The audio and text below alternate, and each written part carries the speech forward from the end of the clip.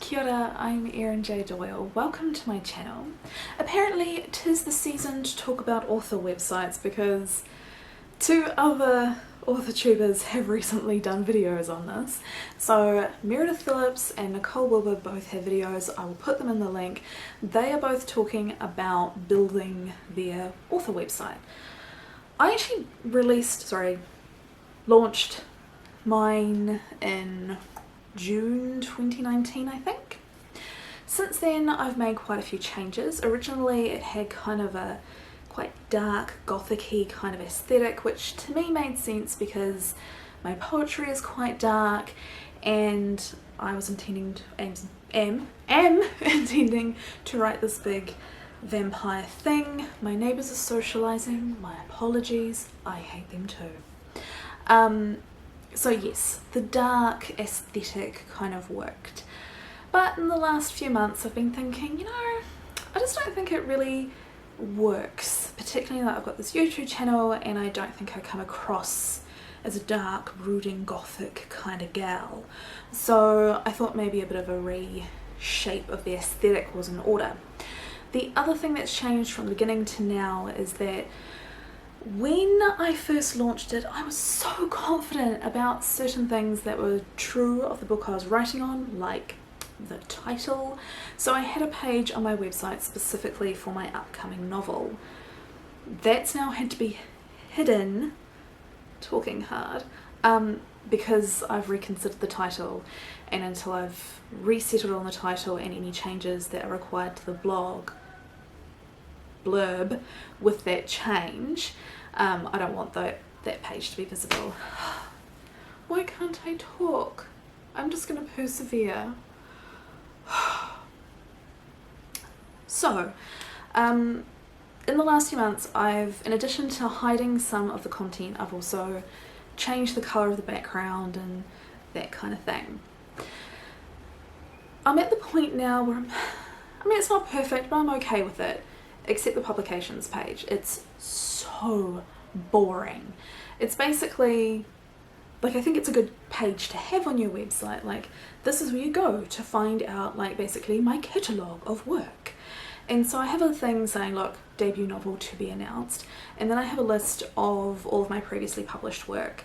Titles, journals they were published in, and in what year.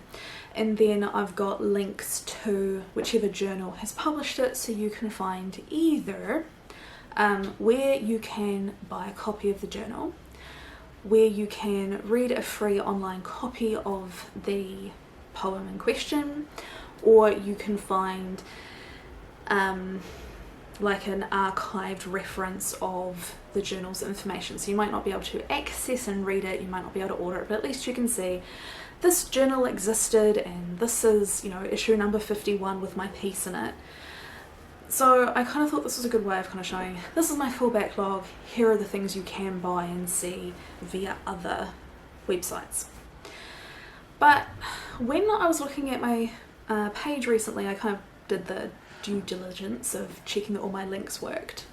And some of them didn't work and had to be refreshed, and I found some of the things which I was linking to are now super buried within the websites that they're on and are really hard to find, so those links are even more important. But it means that if you follow that link to this website and you start clicking and looking at the wider website for the journal, things stop working, partly because either the journal's gone through a big redesign or it no longer is in production, and so they just have the website there as a sort of archivey thing, but no one's updated the website in years. So they kind of look old and tired and things don't work. This has all got me thinking about my options for my publication page. First, I don't think it's very pretty. I want something extra up there. And because I've got all these previously published pieces, some of which you can't really find, or you can't find easily without using my links, and then it takes you to like a less than beautiful place, it might be a good idea to put the poetry actually on my website instead. So that gives me options of, well, do I provide a link but also provide a PDF of a copy of the poem? Do I put out videos of when I've read my pieces at live events, something like that? or I could do both of these. Do I put all of my previously published works into a collection? So I could put out a collection of basically my backlist of work. I don't think I have enough to do that though.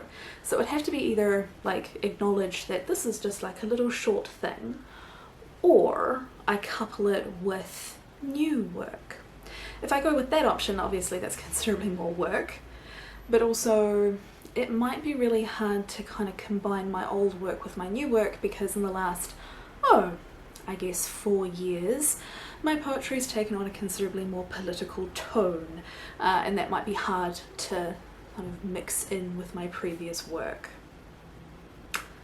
The idea of collating my past collections into a new collection has some pros and cons. Obviously there's the work involved, which would also be taking effort away from my Camino story, which is supposed to be my priority for this year, so that wouldn't be good.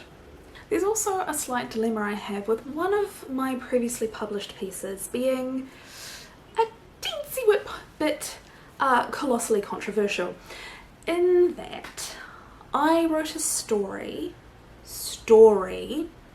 about a person having an experience that made them reconsider how they thought about something and deciding to try something new.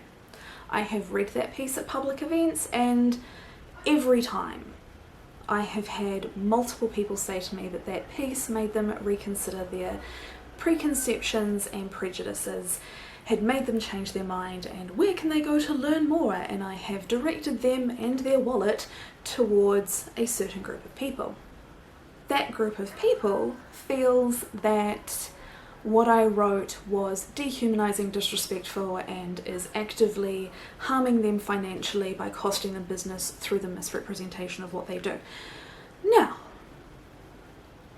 experience tells me I have funneled many people's monies towards this group of people, and that many people have changed their opinion for the better in regards to this specific group of people. However, obviously they disagree, and there has been a lot of drama and threats of legal action regarding the publication of my work in the past. So if I was to re-release this piece, even though I am so very sure that it's a good piece that does good things for people, including the people who hate the piece and don't want it published, drama.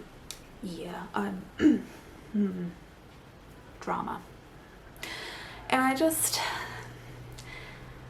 I don't want the drama. I just can't be bothered with the drama. It's not necessarily that I'm afraid of the drama, I just can't be with the drama. So that would be a significant con in including it in the publication, or collection, sorry.